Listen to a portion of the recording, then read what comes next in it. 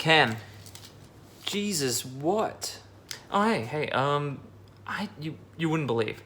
I just found the grossest book ever. Like, the grossest book in existence.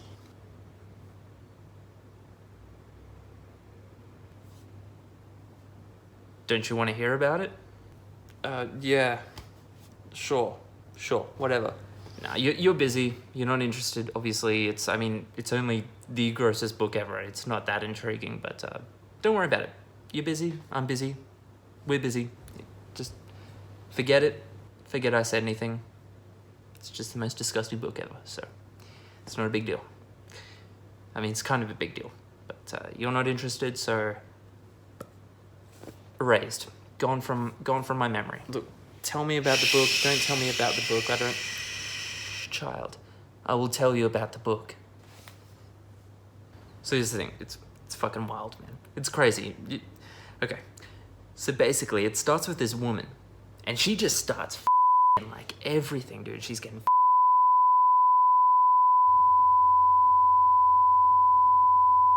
and this thing comes in.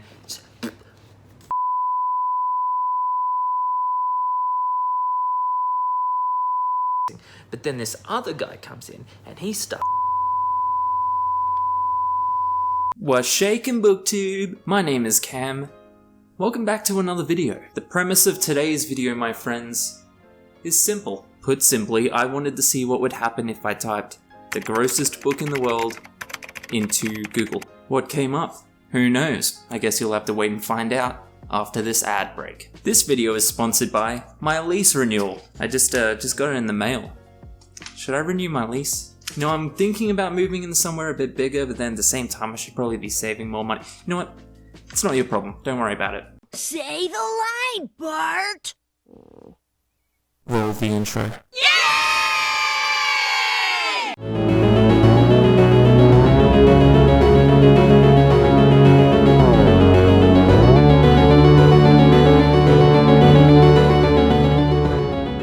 Just quickly before I really get into it and I show you what comes up when you put in the grossest book in the world into Google, I do need to mention something really quickly. It's something I just kind of did without really making a big deal of it, and I don't want to make a whole video about it, so I'm just going to mention it here. And that is that my podcast was taken down. I had to evaluate a lot of things over my break that I had recently for a few weeks, and one of those things was how I'm scheduling my life at this moment. And put simply, I put too much stuff on my plate. And as much as I want to do a podcast, and I will one day, I just can't manage it right now. If I was to do a podcast now, it would be half-assed, and there's no point, because it was stressing me out knowing that I was trying to put out an interesting podcast with guests like every week, and I just couldn't keep up. So I made a choice, and that choice was to put the podcast on hold until a much later date. With that out of the way, let's get into the video. So I typed in the grossest book in the world into Google. You know, it came up with a few interesting things, and the majority of them were just like those kids' book, like gross facts, and a lot of books with insanely racist and immoral themes, but that's not really what I was aiming for. I was aiming for more like gross, like icky. Really icky kind of stuff. My search led me around the world, but I ended up landing in one place. And this is a title that may be familiar to you. It's a title that's been in one of my hilariously terrible looking books videos, but in those videos I just kind of show you the book cover and I make some kind of witty banter about it, but I don't really go in depth about the book itself. So that's what we're going to do this time. And that book is Come for Bigfoot. If it's not already obvious, this is probably not a work-friendly video. So we've got a few contenders for the grossest book in the world today, one of which being Come for Bigfoot, book 1 in the series, the 5-book series, God forbid, by Virginia Wade. I want to start by saying that this is obviously part of some kind of fetish group, and I in no way am trying to shame them or judge them, because, hey man, if your fetish is your fetish and it's not hurting anyone and everyone consents, including mythical hairy beasts of the woods, then go for gold. So put simply, it's about a group of teenage girls who go into the woods, end up getting abducted by Sasquatch for the purpose of wanting to fuck them. Are you intrigued? Me too. There's some comments on the on the Amazon page. One says, the abduction of the 3 girls by an old woman and her son, Leonard the Bigfoot, is treated like hostile. So it's kind of like a Jason Voorhees situation where it's an old woman who, for whatever reason, is the mother of Bigfoot, who is named Leonard. I don't know, Bigfoot seems like more of a Chuck to me. Leonard isn't really... whatever, it's not important. And you know, there's a shit ton of positive reviews of this book, so seems to be a much larger niche than I was aware of. Apparently a lot of people find Bigfoot sexy, yet I'm still single. There's a ton of hilarious reviews for this book as well. There's one that just says, odd. I'm not sure what you were expecting when you went into a book literally titled Come for Bigfoot, other than odd. It wasn't going to be a rom-com about an accountant. Some weird comments about, after having read the book, now wanting to go into the woods for the purpose of being kidnapped and fill in the blanks. A downside to doing the research for this is that now I'm getting a lot of really weird ads that I probably can't share in this video. You know, the Google preferred ads? I think I'm not going to let anyone use my computer for a while. Moving on! The next book is aptly titled just Snuff.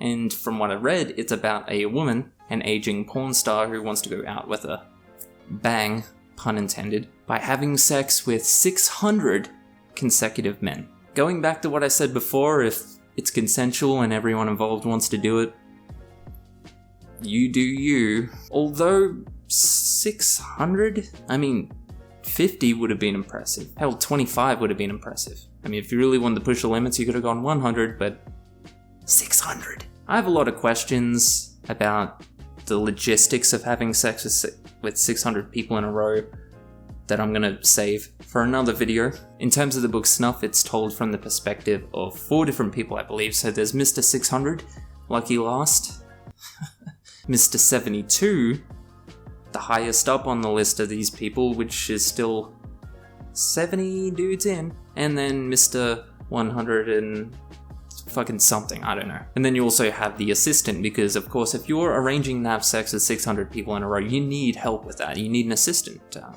It's the right thing to do. Imagine being the person hired for that. Like you're at the job agency, you're currently unemployed now, like, hey man, we got just a job for you, and they call you in and they're like, what you're going to be doing, basically. And this is exciting. You get to work with a celebrity, one of the most famous porn stars. She's retiring soon. She wants to do something big, and you're like, oh, okay, yeah, okay. This could be big for my career. What she wants to do is have sex with 600 men in a row, and you're going to do all the paperwork. But look, the book Snuff, not the grossest book in the world. Intriguing, if anything. Maybe a little bit gross. Okay, it's gross. I'm sorry, I don't mean to judge, but sex with 600 people in a row is subjectively disgusting.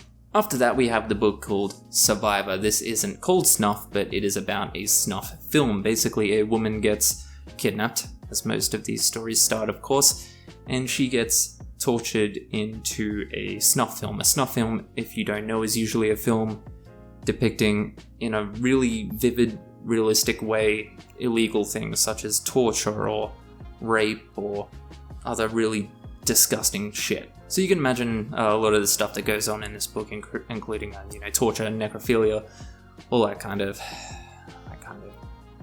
just grade A stuff, man. The subject matter of the book itself is gross, but the comments on Amazon and Goodreads are a blast. As you can imagine, with a book like this, the reactions went from both extremes. I haven't read the book, but honestly, reading the back of the book, I think it's pretty clear what you're getting yourself into. So the people getting angry about it, just, I don't know.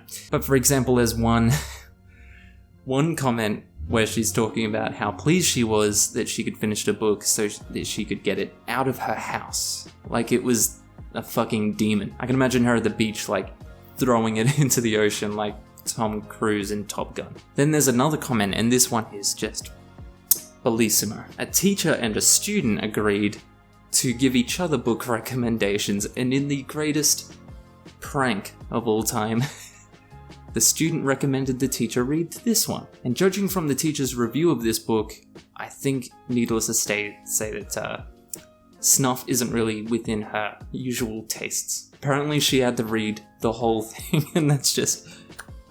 student is a genius. Got him! Last but not least, the last contender for the grossest book in the world is Kennel Bitch 2.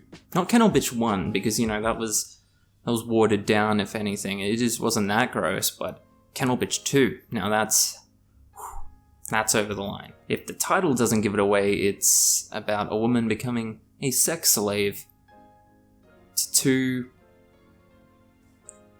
dogs. Trying not to judge, as long as you're not actually having sex with canines. I guess you do you. And I don't know what's funnier, the fact that the author photo is a guy dressed up like a professor for a book called Kennel Bitch 2, or the fact that someone actually had the pose for the cover of this book, which is a woman standing seductively in front of a dog. Not sure I blame her for wanting half of her face cut off. But, you know, there's, something for everyone. More power to you. There you have it, though. There are some of my submissions for the grossest book in the world. I'm sure there is a lot worse. Feel free to let me know. This could potentially be a pretty fun series in itself if I used these videos as a way of going into more detail or go more in depth on some of the books that I find in my hilariously terrible looking books videos. Thanks so much for watching. If you want to, do the thing, follow me on the thing, and I'll see you in the next video. Catch ya.